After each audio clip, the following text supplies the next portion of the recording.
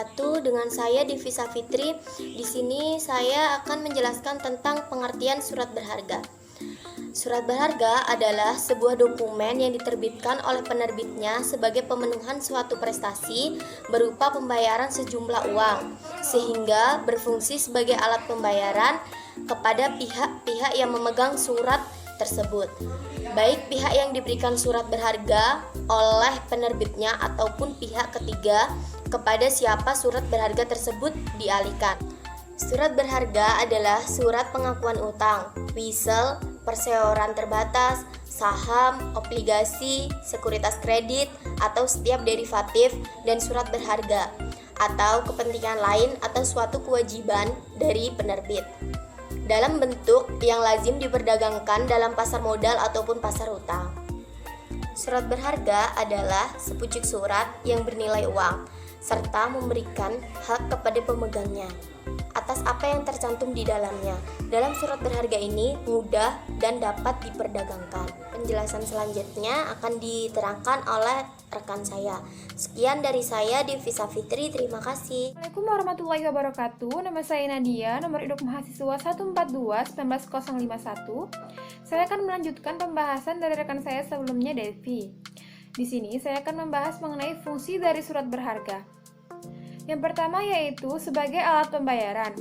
Surat berharga berfungsi menggantikan uang sebagai alat bayar. Namun, surat berharga dengan uang berbeda.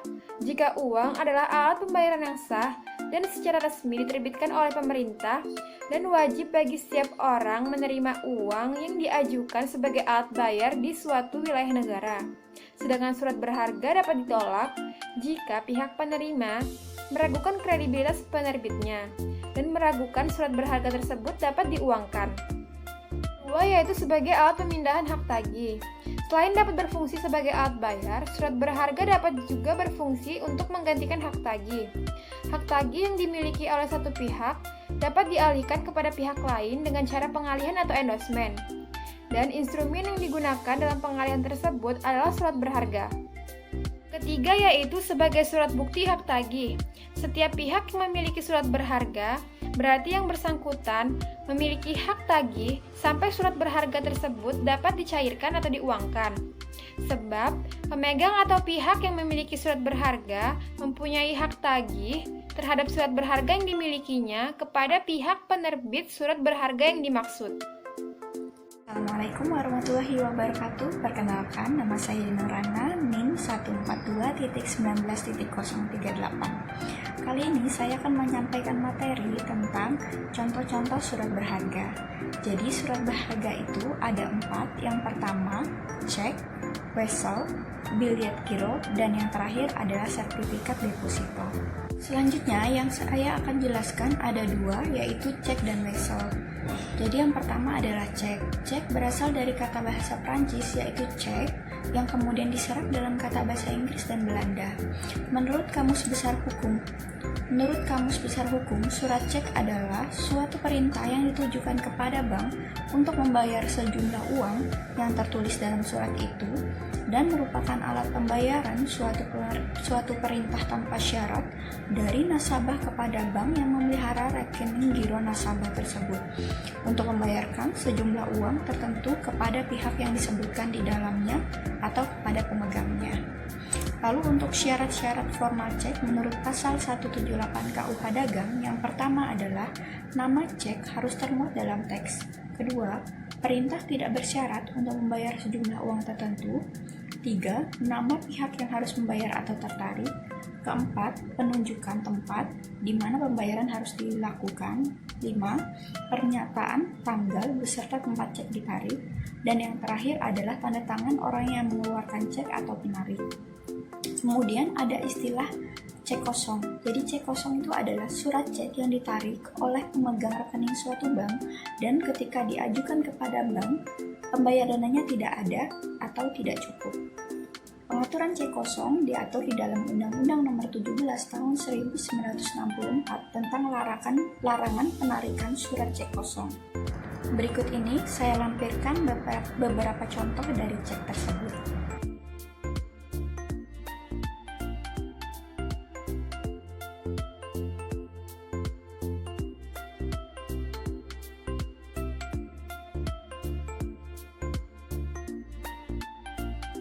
Yang kedua adalah wesel.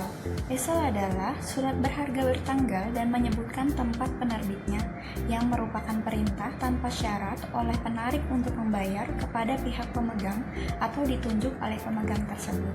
Syarat-syarat formalnya adalah yang pertama, kata surat wesel yang dimuat dalam teks dan dituliskan dalam bahasa yang dipakai tersebut.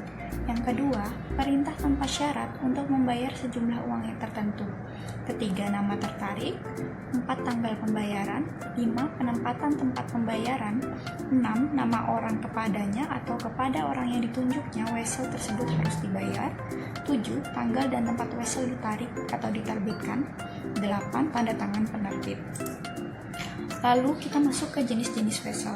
Wesel biasa adalah wesel di mana terdapat semua pihak yang berhubungan dengan wesel tersebut. Lalu ada wesel atas pengganti penerbit, adalah wesel yang diterbitkan untuk diri penarik sendiri.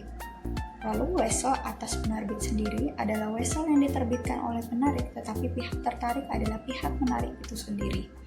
Yang keempat, wesel untuk perhitungan pihak ketiga adalah wesel yang tidak diterbitkan oleh penarik sendiri tetapi diterbitkan oleh pihak ketiga untuk penarik itu sendiri. 5. Wesel inkanso adalah wesel yang memberikan kuasa kepada pemegangnya untuk menagih sejumlah uang, sehingga wesel ini tidak dapat dipindah tangankan. 6. Wesel berdomisili adalah surat wesel yang pembayarannya dilakukan oleh orang lain dari tertarik dan pembayarannya dilakukan di pihak ketiga. Berikut juga saya lampirkan contoh dari wesel tersebut.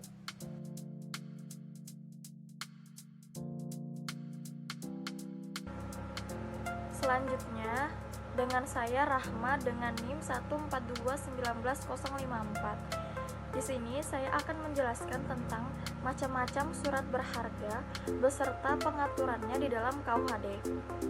Yang pertama adalah wesel. Wesel ini adalah surat yang memuat kata wesel yang diterbitkan pada tanggal dan tempat tertentu, yang mana penerbit memerintahkan tanpa syarat kepada tersangkut untuk membayar sejumlah uang tertentu kepada pemegang atau penggantinya pada tanggal dan tempat tertentu.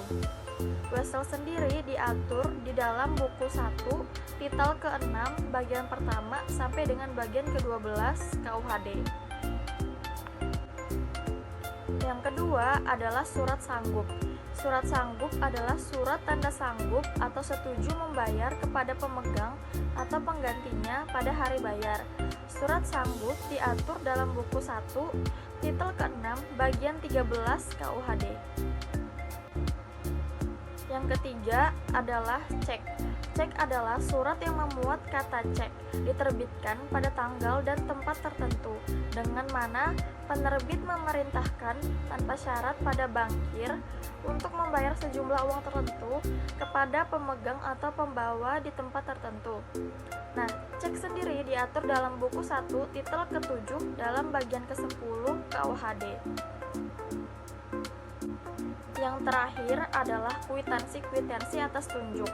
Maksudnya adalah kwitansi atas tunjuk adalah surat yang diterbitkan oleh penanda tangan pada tanggal dan tempat tertentu kepada pemegang pada saat diperlihatkan. Kwitansi atas tunjuk diatur di dalam buku 1 titel ke-7 dalam bagian ke-11 KUHD. Jadi, pengaturan surat berharga itu semua terdapat di dalam buku 1, titel 6 dan 7 KUHD. Di luar KUHD, pengaturan surat berharga tertuang di dalam sejumlah ketentuan sebagai berikut. Yang pertama adalah bilet giro. Bilet giro diatur di dalam surat keputusan Direksi Bank Indonesia nomor 28 atau 32 atau KEP atau DIR tahun 1995 tanggal 4 Juli tentang bilet giro mulai berlaku tanggal 1 November 1995. Yang kedua adalah surat kredit berdokumen di dalam negeri, diatur dalam surat keputusan Direksi Bank Indonesia nomor 29 atau 150 atau KEP atau DIR atau 1996 tanggal 31 Desember. yang berlaku tanggal 31 Desember 1996. Yang terakhir adalah surat berharga komersial. Surat berharga komersial ini diatur di dalam dua surat keputusan. Yang pertama adalah surat keputusan Direksi Bank Indonesia nomor 28 atau T52 atau CAP atau DIR tanggal 11 Agustus 1995 berlaku 2 Februari 1996 melalui Bank Umum Indonesia. Nah, yang kedua diatur di dalam Surat Edaran Direksi Bank Indonesia nomor 28 atau 49 atau UPG tanggal 11 Agustus 1995